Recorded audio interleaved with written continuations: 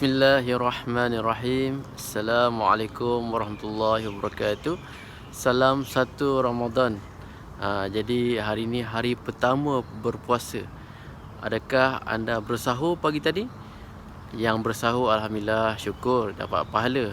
Jika yang tak bersahur tu mungkinlah orang kata apa, tak biasa, baru orang kata apa hari pertama. Jadi mungkin orang kata apa tak sedar dan tak bangun. Tak apa, boleh cuba lagi besok, tidur awal sikit dan kunci jam.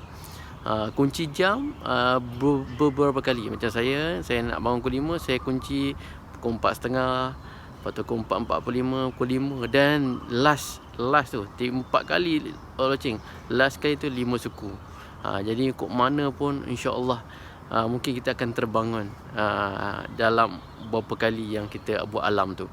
Jadi okey, hari ini adalah hari ke-99 saya. Hari ini hari second last, hari kedua terakhir. Kalau perlawanan tu ini separuh akhir.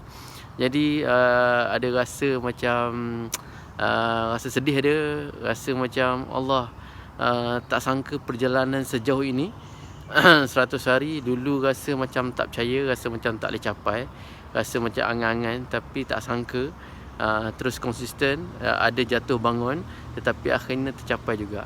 So hari ini hari ke-99, besok adalah hari terakhir saya, hari 100. Okey, tuan-tuan dan puan-puan, inilah keadaan di kolej saya.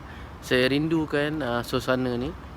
Mungkin selepas ni saya akan berpindah ke rumah sendiri, jadi tak rasalah kawasan seluas ini. Jadi ramai orang tanya kenapa lah buat live kat luar ni tak selamat dan sebagainya. So saya nak bawa anda luas ni. Ini baru satu blok, nama blok wanita kan. Dulu ni lah satu kolej perempuan, nama Kolej 11. Di sebelahnya bangunan sebegini juga 7 tingkat, di sebelah sana ada blok lelaki. Jadi sekarang ni digabungkan keduanya jadi Kolej 10. Jadi kawasannya sangat luas. Kalau nak jogging ke nak apa ke memang tak ada orang. So ada beberapa orang fellow sahaja yang masih ada di sini. Dan kebanyakan mereka pun jarang-jarang keluar lah. Petang keluar sekejap, ambil angin dan sebagainya. Sebab kami berkeluarga. Kalau bujang pun saya tengok ada rakan fellow yang keluar ambil angin sekejap, exercise sekejap dan sebagainya. Kalau yang berkeluarga, bayangkanlah anak-anak, bolehkah kita kurung mereka kan?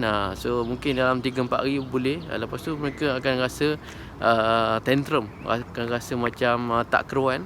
Jadi kita bawa lah keluar sekejap. Dan kadang-kadang saya start kereta, saya bawa pusing 2-3 round, lepas tu saya masuk semula ke rumah. Jadi terpaksa diamkan diri, mungkin pekakkan telinga kalau orang kata apa, kerana kita tahu keluarga kita, kita jaga kita. Okey, hari ni saya nak share apa? Hari ni saya nak share santai-santai je. Saya nak jawab beberapa soalan DMR. Jadi lepas tu mungkin ada kupasan, imbasan apa yang saya dah lakukan selama 99 hari ini. Jadi di sanalah, di belakang sana, kalau anda lihat di belakang sanalah tu tempat 3 tiang bendera itu. Itulah lokasi yang selalu saya buat, kerana tempat tu tenang, relax, dan ada pencahayaan yang cukup. Kerana saya mengambil hanya daripada hari pertama hingga hari ke-99, insya-Allah sampai ke 100 hari semua menggunakan telefon saya, iPhone ni. Jadi iPhone ni kelemahannya ialah pencahayaan. Kalau gelap, jenuh kita nak setting, lepas tu masuk video nak kena edit lagi dan sebagainya. Kadang-kadang pun tak boleh nak buat apa, nampak gelap kan. Jadi sebagai orang yang buat video ni, dia rasa kepuasan kalau video tu cantik dengan colourful, dengan ada colour yang terang lah. Jadi saya perlukan pencahayaan tu, sebab tu saya selalu berada di situ. Tapi kadang-kadang tu banyak juga saya berada dalam kereta. Saya ikut juga kata-kata orang, kata apa dalam kereta kan. Lepas tu dalam rumah buat juga. Tapi anda lihatlah bagaimana video-video saya sebelum ini, dengan dalam keadaan rumah memang keadaan yang kata apa bising. Anak-anak memang mereka memang tak faham apa-apa. Mereka tahu bila biasa saya ambil saat-saat bersama keluarga, video dengan mereka, mereka tahu mereka nak involve, mereka nak ada interframe, mereka nak join. Sebab mereka suka bila tengok YouTube, mereka suka tengok gambar-gambar mereka, watak-watak mereka. Jadi mereka tak faham ini adalah live cerita misi 100 hari. Dan pagi tadi pun saya ingat, saya lepas subuh tadi, lepas sahur subuh tadi, saya nak live kat rumah je. ataupun video kat rumah je, tetapi dah bangun seorang-seorang dan sebagainya, dan suara rumah kecil bila saya bersuara macam ni dia akan terdengar dan sebagainya. Jadi sebab tu saya buat di luar. Okey, jom kita ke sana. Okey, anda lihat di sana Kak Su. Inilah rakan fellow saya yang saya kagum. Setiap pagi dia bersenam, setiap petang dia bersenam untuk jaga kesihatan. So kita ada cara kita masing-masing untuk kita berada terus sihat, sejahtera, emosi yang sihat, fikiran yang positif untuk berada dalam PKP yang panjang. Okey, bagi saya pula, saya memang suka bercakap, berkongsi ilmu, pengalaman, dan bila orang tanya lagi saya suka kerana dapat keluarkan ilmu-ilmu yang tersimpan. Kadang-kadang kita tak tahu nak cerita apa, kita menggali ilmu, dapat pengalaman, tapi bila ada soalan-soalan yang berkaitan, kita akan dapat keluarkan. Maknanya dalam laci tu, laci ilmu kita tu kadang-kadang kita tak tahu bila masa nak keluar. Jadi bila ada soalan, oh inilah masanya kita keluarkan. Begitulah saya. Jadi hari ni saya nak jawab soalan adik MR. Okey, baik. Soalan adik MR ni ialah berkenaan dengan dalam cabaran ataupun dalam misi 100 hari ni, ada tak benda-benda yang dirancang tak menjadi? Okey, baik. So soalan yang sangat bagus adik MR. Jadi banyak sebenarnya saya nak kongsi. Contohnya pada hari pertama tu sebenarnya saya pun memang dalam keadaan yang mungkin tak cukup ilmu lah. Tahu pegang handphone pun sebenarnya dalam keadaan yang menegak. Macam style TikTok lah, tegak macam tu. Jadi bila hari ke 10 macam tu baru saya kata kenapa tak, sebab handphone bila kita tak video banyak-banyak lama dia mungkin banyak sangat memori, low space. Jadi saya terfikir macam mana nak simpan. Jadi bila simpan tu tak terfikir lagi nak masuk dalam YouTube. YouTube ni dah lambat lah. Rasanya hari 40 macam tu baru saya mula sedar nak masuk dalam YouTube. Dan kalau anda lihat YouTube saya pada hari pertama dan sampai hari ke berapa macam tu, so kebanyakan semua yang keadaan yang tak cantik lah, semua menegak. Jadi nampak ada kosong hitam di kiri dan kanan kerana handphone tu keadaan yang menegak. Tapi bila saya guru saya lah yang dalam bidang editing ni, editor ni, yang banyak mengajar saya buat video ni, Mozaik Idris ataupun Momo Raja Lawak. Jadi dia yang mengajar saya macam mana setting handphone, macam mana keadaan yang begini, landscape macam ni. Barulah kata bila masuk dalam YouTube baru cantik, nampak full dia orang kata penuh lah, tak ada ruang kiri dan kanan yang hitam. Jadi itu antara yang pertama lah. Bila saya rasa macam alamak, kalau dapat orang kata ulang kembali kan, so mestilah video tu cantik dari hari pertama. Dan ada ke video-video yang hari ke berapa saya tak ingat, memang tak berjadi, sengit dia. Ramai kawan-kawan tegur apa dia sampai nak tengok tu sengit. Jadi sengit dah setting dah betul. Jadi banyak saya belajar tentang telefon, macam mana nak buat live. Dan anda lihat pada hari pertama dan seterusnya, kebanyakannya majoriti keseluruhan koleksi misi 100 hari ni adalah bentuk live. Jadi bila di akhir-akhir tu saya pun mendapat tunjuk ajar rakan-rakan. Dia kata why not, kalau nak sampaikan ilmu, banyak influencer mereka kebanyakannya FB live ni hanya untuk bersama dengan follower. Dia dah bagi tahu kelas dia online sikit. Lepas tu dia jarang orang kata hanya untuk berada di FB live saja. Kadang-kadang untuk kelas tu kadang dia delete kembali FB live tu. Sebab bila FB live ni dia corak dia two-way interaction. Jadi bila kita nak masuk dalam YouTube, jadi mungkin orang yang tak tahu tiba-tiba nak dengar ilmu, baru nak catik dah kita sapa orang tu. Hai, apa khabar Kak Som? Hai, apa khabar Cik Ia? Hai, apa khabar? Lepas tu kita asyik tanya khabar, ilmu tu masuk keluar. Jadi macam banyak interrupt lah. So itulah cara FB live. Ada orang yang style dia cakap je, contoh Ustaz Abid Liu kan, dia memang dia cakap je. Kita pun apa khabar Ustaz, kita type semua, tak nyapa pun kan. So sampai sudah dia akan bercakap je, sebab mungkin dia tak nak terganggu, takut jangan hilang pula dalil dan sebagainya. So macam-macam cara dan sebagainya. Dan saya pun banyak belajar. Di hujung-hujung tu banyak guru-guru saya, Akmal Dahlan kata bila bercakap tengok kamera lensa, jangan tengok tu. Saya banyak seronok bila bercakap tengok muka sendiri. Bila tengok muka sendiri, tengok mata saya, tengok sini. Tapi bila saya tengok YouTube, mata saya tu tidak fokus. Bila saya tengok pandang lensa kamera, walaupun dia tak puas sebenarnya, tapi lama-lama kita belajar, kita cuba dah lama. Bila kita tengok dalam YouTube, dalam Facebook, kita tahu bahawa kita ada eye contact. Baru kita nampak seolah mata kita melihat penonton. Kalau kita tengok muka kita masa kita buat rakam video, memang kita tak ada eye contact lah. Kita yang syok tengok muka kita sendiri kan. Jadi itu antaranya lah. Dan apa yang saya rancang tu banyak. Saya ada satu buku, saya cadang nak bawa tadi. Buku tu lah yang banyak menghimpunkan segala ilmu-ilmu yang saya simpan daripada awal. Lepas tu saya ada buku kedua. Kadang-kadang buku ni contohnya macam tu. So banyak. Ini antara buku-buku yang sampai penuh dah. Saya tulis semua sebelum apa-apa nak tulis. Kita contoh hari 31, apa saya nak cerita, point-point. Jadi banyaknya saya catat. Sebab bila saya baca, saya kata ilmu ni bagus untuk saya kongsi. Jadi memang banyaklah. Kadang-kadang tu memang anda lihat pada hari pertama dan hari seterusnya, sampai hari ke-80, kebanyakan saya banyak merujuk nota. Lepas tu sesekala tu lah adalah teguran-teguran rakan-rakan kata, why not cerita yang mendekati dan kita mahir, kita pakar, dan kita cerita pasal diri kita sendiri. Jadi bila kita cerita diri sendiri, memang benda tu memori memang dah ada. Jadi kita bila, contoh saya bercakap sekarang ni, saya tak guna nota, jadi lebih mendekati sebenarnya. So orang tak nampak kita tercari nota, ingat lupa dan sebagainya. Macam kata apa, contoh macam baca berita, dia sebenarnya baca teks kat depan, tapi sebab benda tu dah smooth, benda tu semua ada kat depan skrin, so kita tak nampak dia baca skrip. Dan mereka dah ada kemahiran yang sangat tinggi.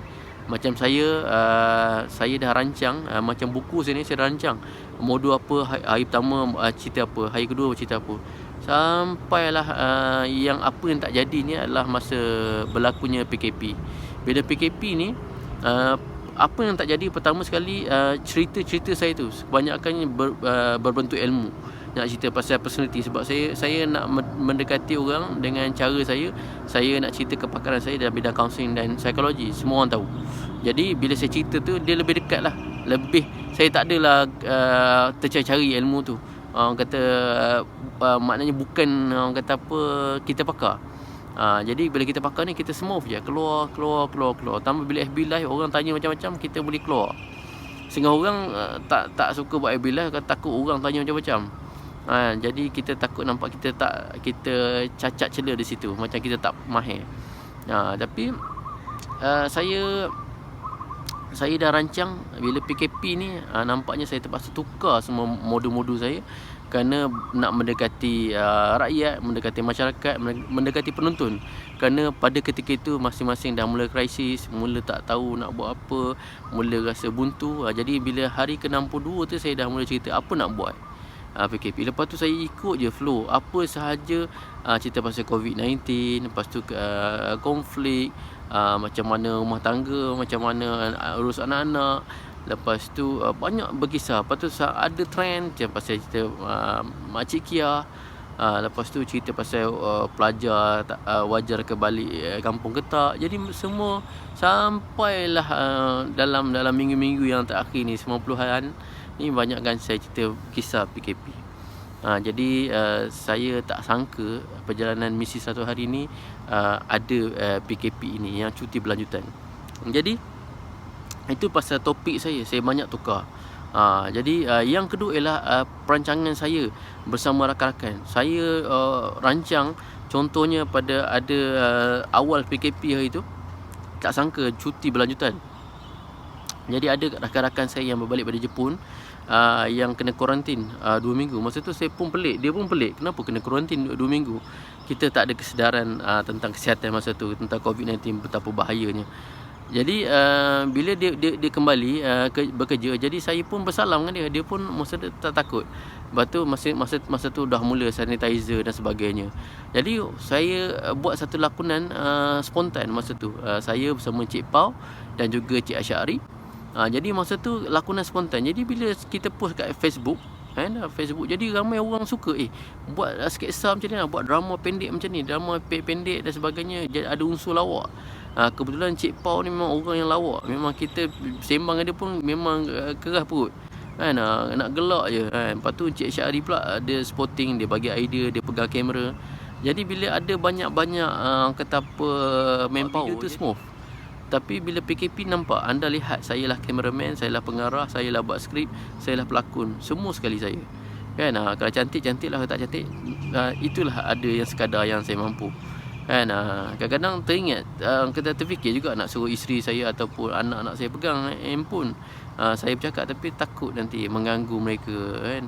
Lepas tu takut tak jadi, tersengit, bergerak dan sebagainya. Jadi tak apalah, saya pikul ini misi saya dan saya teruskan. Itu antara benda yang saya rancang. Drama tu tak jadi. Yalah, kita tak boleh nak bertemu dengan mereka. Lepas tu saya ada plan dengan Cik Momo lah, Momo Raja Lawak. Dia nak bantu saya.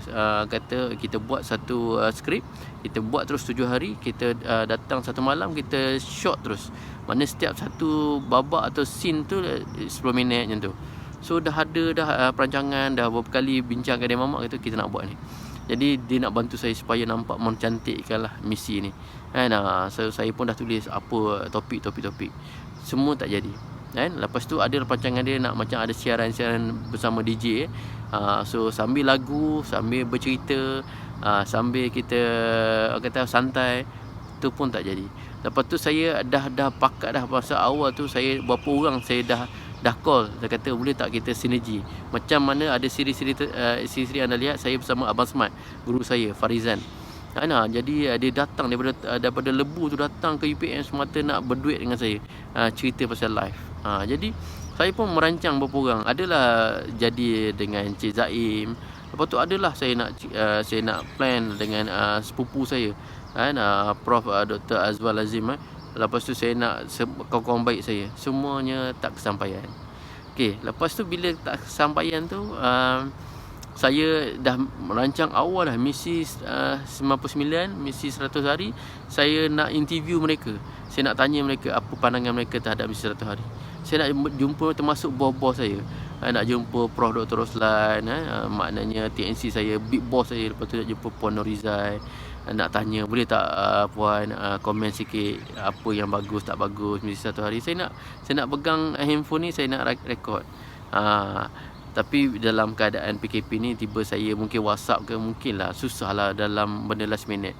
Sebab rakan-rakan baik saya pun yang mana saya kata tolonglah hantar video, tak sampai seminit ada hantar, ada tak hantar. Yelah, benda tu tak biasa kan. Tiba nak mungkin kekangan masing-masing kat rumah, kita faham lah. Jadi saya pun benda tu antara banyak yang tak jadilah. Jadi banyak nak cerita sebenarnya, benda yang rancang tak jadi. Dan satu lagi benda yang saya rancang ni, kalau boleh saya nak promote universiti saya. Universiti saya ni UPM sangat indah. Banyak tempat-tempat cantik, sampai pembikinan filem pun ambil banyak scene-scene lokasi-lokasi kat UPM ni. Jadi saya nak ambil lokasi setiap hari saya, ini kat sini. Tapi bila PKP ni kata apa, jadi saya anda lihatlah daripada hari ke-62 sampailah sekarang, semua dekat sekitar rumah je. Mungkin anda pun boleh jemu, tengok dekat sini boleh agak lah kan. Dan mungkin ada yang marah, lah keluar lagi, patutnya duduklah rumah.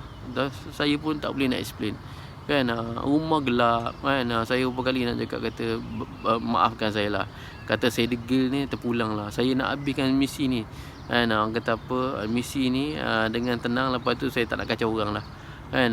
Saya nak buat kat dalam kereta ke, dalam rumah ke, dalam bilik ke, tak apalah. Tapi buat untuk ni kan cantik ni suasana ni dan sebagainya. Saya minta ampun dan maaf lah, terutama kepada bos saya. Saya ni mungkin lah kata apa, staff ataupun anak yang degil sikit lah.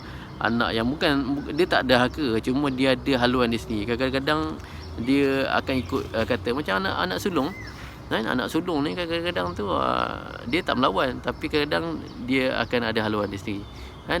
Mungkin sampai masa dia akan keluar rumah, tapi dia stay contact, stay hormat. Begitulah kot saya. Saya tak ada niat nak menderhaka apa semua, tapi kadang-kadang tu bila saya kata yang ni patut buat lah, saya buat lah kan. Lepas tu saya terimalah risiko, adalah mungkin ada teguran, kecaman dan sebagainya. Saya minta maaf dan saya maafkan semua orang-orang di sekeliling saya lah. Okey, baik, itu antara yang tu lah. So moga terjawab lah apa yang DMR tanya.